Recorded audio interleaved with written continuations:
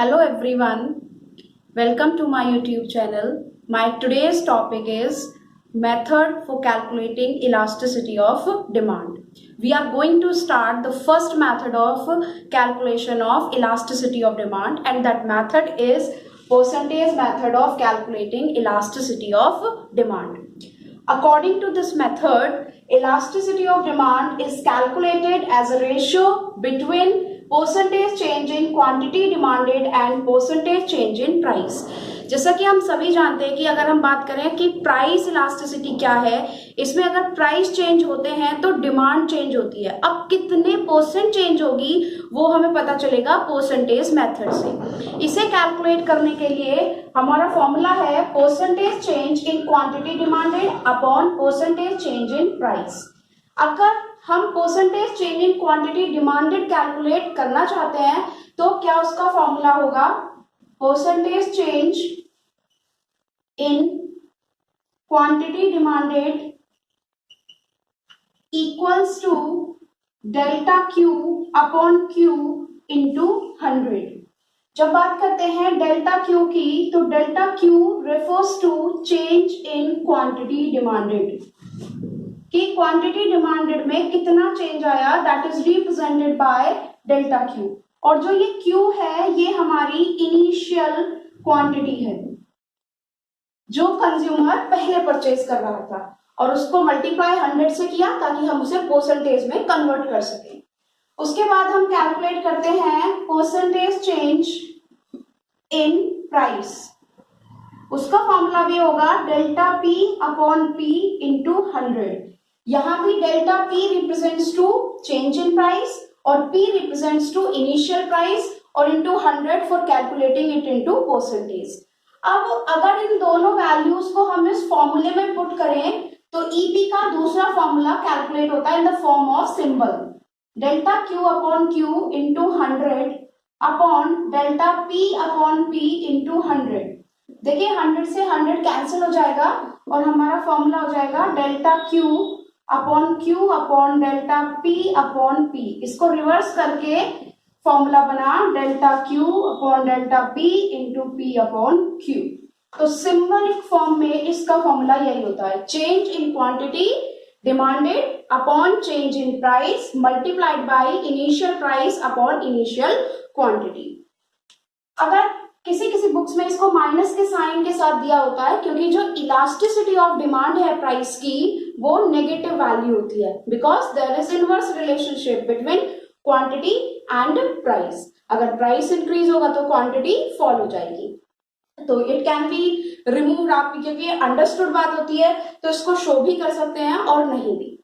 उसके बाद एक इसको फॉर्मूले को हम न्यूमेरिकल के फॉर्म में देखते हैं।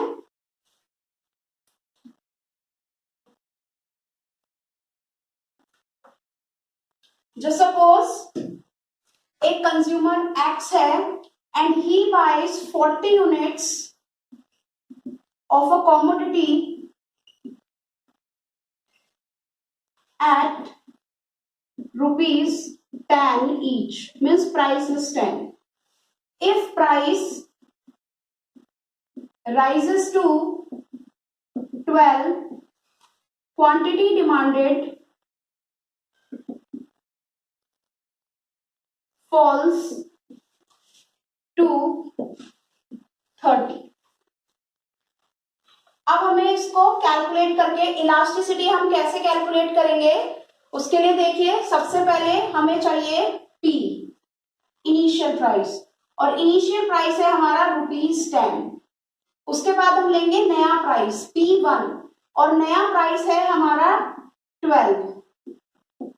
तो चेंज कितना आया, delta P equals to P1 minus P, यानी कि new price minus initial price, that is 12 minus 10 which is equals to ₹2। So this is your change in price. Similarly हम यहां पर लेंगे पहले Q initial quantity. Initial quantity है हमारी 40 units और न्यू क्वांटिटी है इसमें 30 यूनिट्स। तो डेल्टा क्यू कितना कैलकुलेट होगा, 40 माइनस 30, क्योंकि हम इसमें इग्नोर कर सकते हैं, that's why I have taken it, otherwise you can take 30 minus 40 also. तो ये है हमारा 10 यूनिट्स।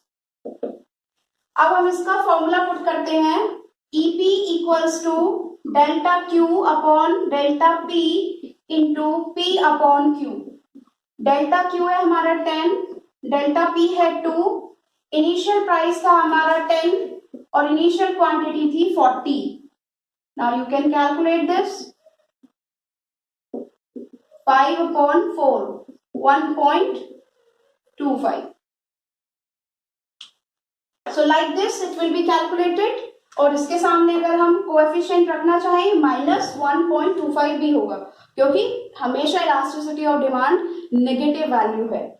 उसके बाद हम बात करते हैं इसके कुछ फीचर्स की, कि जो परसेंटेज मेथड है इसके क्या फीचर्स हैं।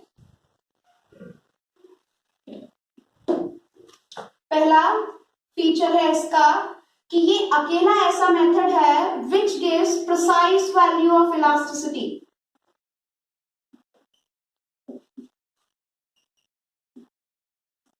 Value of elasticity of demand, I mean to say precise मतलब एक एग्जैक्ट आंसर यही देगा आपको। Exact means like 1.25, 2 point something, otherwise बाकी सारे मेथड सिर्फ हमको ग्रेटर लेस देन के बारे में बताते हैं। दूसरा पॉइंट इसमें आता है, ये एक यूनिट फ्री मेथड है। यूनिट फ्री क्यों है? क्योंकि इसको हम परसेंटेज की वैल्यू में मेजर करते हैं। The third feature is that it shows a negative value. Negative value, why? Because it shows inverse relationship